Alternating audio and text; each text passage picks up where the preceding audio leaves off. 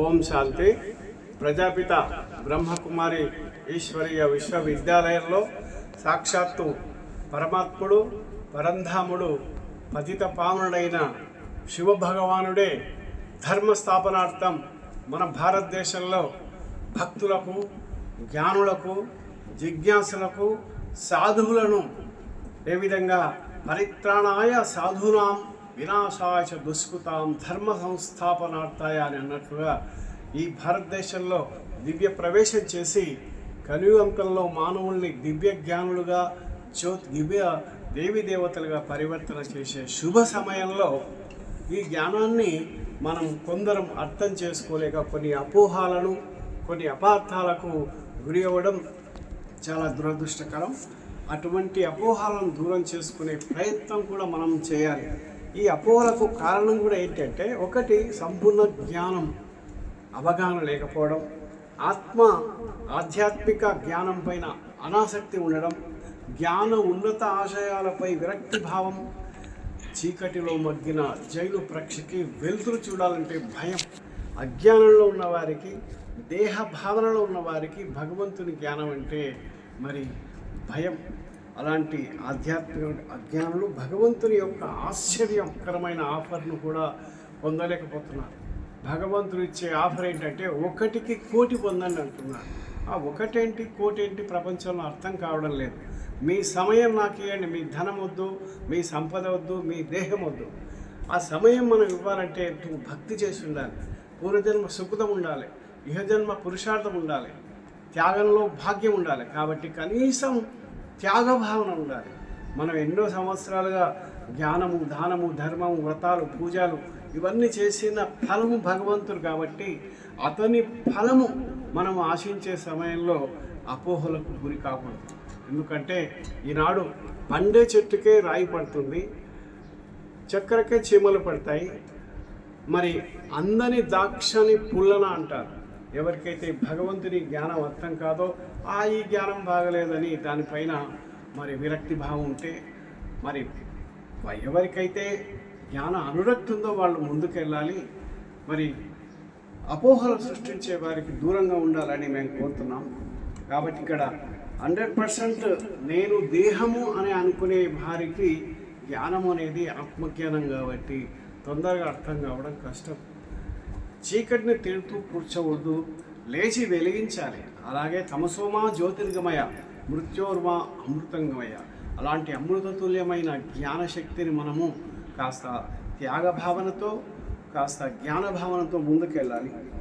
ఏ విధంగా అయితే రెండవ అపోహ, పేద తల్లిదండ్రులు తాము చదువుకోకపోయినా తమ పిల్లల్ని ఐఏఎస్, ఐపీఎస్ గొప్ప గొప్ప ఉన్నత ఉద్యోగాల్లో చదివిస్తారు.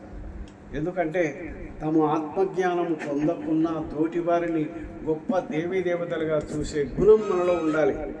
చదువు టార్గెట్ కనీసం గ్రూప్ 1 అన్నప్పుడు ప్రయత్నం చేస్తే ఐఏఎస్, ఐపీఎస్ కాకుండా గ్రూప్ 2, 3 లేదా గ్రూప్ 4 లేదా మరి అంతకంటే చిన్న ఉద్యోగాలు కలుపుతాయి. మరి ఏం చదవలేకపోతే అతను సోమరిగా మిగిలే అవకాశం ఉంది. ఈ కలియుగంలో మానవుడు చేసే చిరుదీపం లాంటిదే భగవంతుని పైన జ్ఞానం యొక్క శక్తి. కలియుగంతం అంతిమ సమయంలో పంచ వికారాలు మానవుని తరుముతున్నాయి. కరోనా లాంటి వ్యాధి 1 సంవత్సరం భారతదేశంగా సమస్త విశ్వాన్ని గడగడలాడించింది. అలాంటి విపత్తులు ఇక త్వరలో రానున్నాయని శాస్త్రవేత్తలు తెలియజేస్తున్నారు. ఇక రెండవది, 3వ ప్రపంచ యుద్ధం కూడా మన ముంగిట ఉందంటున్నారు. పంచభూతాలు వికటించే ప్రకోపాలు రెడీ ఉన్నాయి. మరి మానసిక కాలుష్యంతో ప్రపంచమంతా మానసిక ఆసుపత్రిలో వెలిసే ఘోర ప్రమాదాలు ఉన్నాయి. ఇటువంటి విపత్కర పరిస్థితుల్లో భగవంతుడు ఇక్కడే ఉద్ధరే ఆత్మనాత్మానమని స్వామి వివేకానంద కూడా తెలియజేశాడు. అటువంటి సమయంలో మనం శతభిష్కాలకు దారి ఇవ్వకుండా భగవంతుడు ఒక్కడే శరణం అనే యొక్క దివ్య సాక్షాత్కార భావనతో మన ఉన్నతి మనం చేసుకోవాలి. మరి ఇలాంటి ఉన్నతమైన విషయంలో అద్భుత సత్యాలను మనం కొన్ని కనుక్కున్నాం. ఆ అద్భుత సత్యాలు ఏంటంటే, ఈనాడు మన భారతదేశాన్ని నడిపించే ఒక ప్రధాని, ఒక రాష్ట్రపతి, ఒక యోగి ఆదిత్యనాథ్ ముఖ్యమంత్రి లాంటి వాళ్ళు మౌంట్ అబూ రాజస్థాన్కి వెళ్ళి ఒక అద్భుతమైన ఆ ఆధ్యాత్మిక శక్తిని గ్రహించి మేము మా భారతదేశాన్ని స్వర్ణమయంగా తీర్చిదిద్దుతాం, ఇలాంటి ఆధ్యాత్మిక మేము పొందుతామని అక్కడ ప్రతిజ్ఞ చేసి రావడం మనకు గర్వకారణం. అతి ముఖ్యంగా గత 5 రోజులుగా మౌంట్ అబూ రాజస్థాన్లో మహామండలేశ్వరులు, సాధువులు, మరి ముఖ్యంగా మన తెలంగాణలోని త్రిదండి చిన్నజీయర్ స్వామి గారు కూడా అక్కడ వెళ్ళి మేము ఎన్నో సంవత్సరాలుగా భక్తి చేస్తూ ఇక్కడే ఉన్నాం, సాధనలో ఉన్నతి స్థితి మాత్రం ఇక్కడ లభించింది. ఇక్కడ బ్రహ్మమానస పుత్రులు తమ జీవితాన్ని ఘనంగా త్యాగం చేసి ఈ మానవుడు నరుడు నారాయణుడుగా మారినట్లుగా ఈ ప్రదేశంలో, ఎందుకంటే మౌంట్ అబూ రాజస్థాన్ సాక్షాత్తు భగవంతుడు అవతరించిన నేల, సాక్షాత్తు బ్రహ్మ కనీసం 88 సంవత్సరాలుగా తపస్సు చేసిన నేల.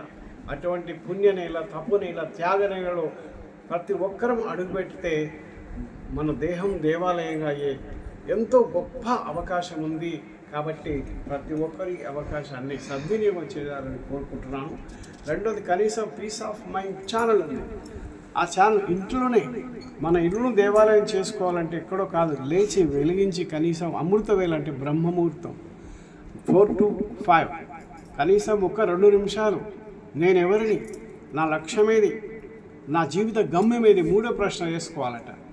నేను మెరిసే నక్షత్రం లాంటి జ్యోతి స్వరూపాన్ని, నేను ఒక ఆత్మన్నప్పుడే ఆత్మలో 7 గుణాలు వస్తాయి. అదే ప్రేమ, శాంతి, ఆనందం, మధురత, నమ్రత, విధేయత. ఎప్పుడైతే ఈ గుణాలు వస్తే మానవుడే, దేవుడే అవసరం లేదు, నీవే దేవత. కానీ ఇవి అంత సులభంగా రావు, సాధన చేయాలి. రెండవది, మనలోని చెడు గుణాలు తొలగిపోవాలంటే కిటికీ ఏ విధంగా తీస్తే వెలుతురు వచ్చినట్లుగా మన ఆత్మజ్ఞానాన్ని ఎప్పుడైతే మనం ప్రయత్నం చేస్తామో మనలోని చెడు లాంటి చీకటి, అవే కామ, క్రోధ, లోభ, మోహ, అహంకారాలు, మదమాశ్చర్యాలు, వాటికి తమ్ములైన సోమరితనం, ఈర్ష, ద్వేషము, అసూయ లాంటి చెడు గుణాలు వెంబడే మనల్ని దూరం అవుతాయి.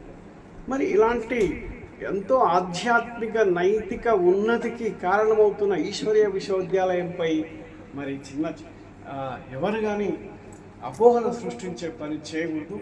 మనము ముందుకెళ్తూ ఇతరుల ముందుకెళ్ళే పని చేస్తే, అందుకని ఒక సామెత ఉంది, నీవు చెడు చేయకున్నా మంచి చేయకున్నా పర్లేదు, చెడు చేయరాదు.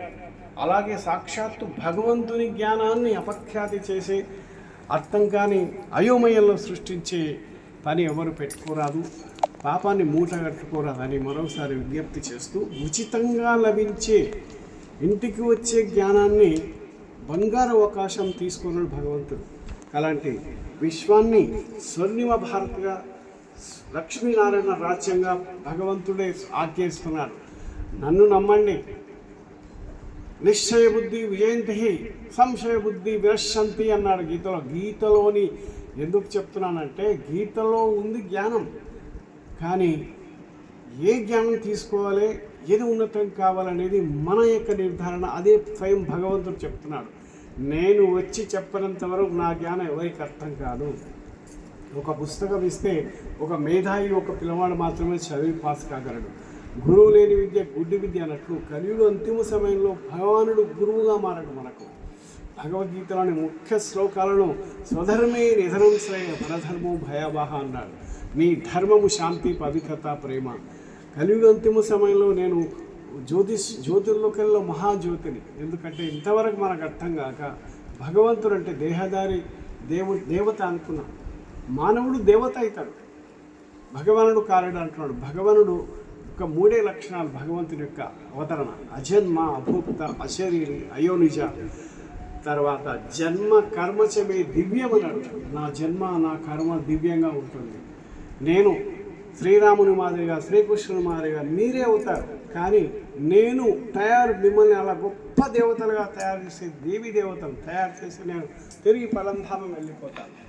కాబట్టి ఈ సమయంలో మీరు అలాంటి స్వర్ణమయుగా శ్రీకృష్ణుని మాదిరిగా, త్రేతాయుగంలోని శ్రీరాముని మాదిరిగా ఎలా అవుతారో అండి. అలాంటి స్వర్ణిమ ఘడియలు మీ మధ్య ఉన్నాయి. షోడకళ సంపూర్ణ, మర్యాద, పురుషోత్తమ, నిర్వికారి, నిరహంకారి, అలాంటి గుణాలు మీవి అంటున్నాడు భగవంతుడు. మరి నన్ను పూజించే అవసరం లేదు, పూజ్యులు మీరు కండి, నన్ను కేవలం జ్ఞాపకం చేయండి, స్మృతి చేయండి. ఏ విధంగా అయితే ఒక టీచర్, ఒక హెడ్ మాస్టర్ తన విద్యార్థిని ఉన్నతి కావడానికి మార్గం చూపిస్తాడు, కానీ కేవలం నమస్కారం చేసినంత మాత్రాన మార్కులు వేయడు. భగవంతుడు కూడా అదే, శిక్షకుడుగా గురువుగా మనకిచ్చే శిక్షణ అదే. నేను ఈశ్వరీయ విశ్వవిద్యాలయాల్లో స్థాపన చేసి 100 సంవత్సరాలుగా, అంటే సుమారు 88 సంవత్సరాలు అయింది. ఇప్పుడు సుమారుగా 10-12 సంవత్సరాల్లో మరి ఆ సమయం కూడా పూర్తి కాబోతుంది.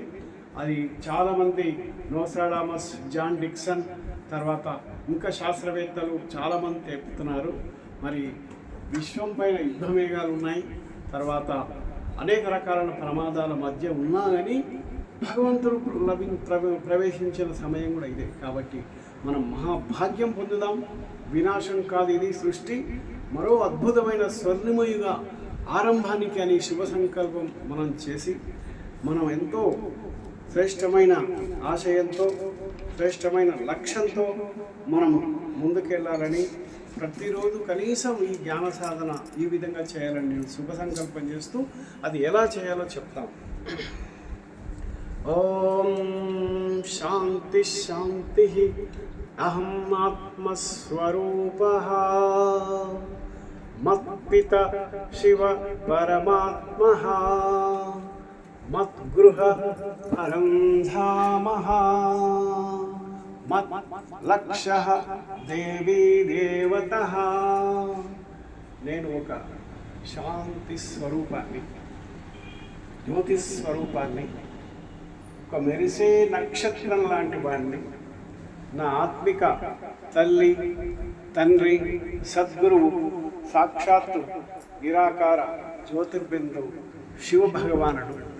నా ఆత్మిక నిజ నివాసం సూర్యచంద్ర నక్షత్ర మండలాల కావల ఉన్న పరంధామం, దివ్య జ్యోతిధామం.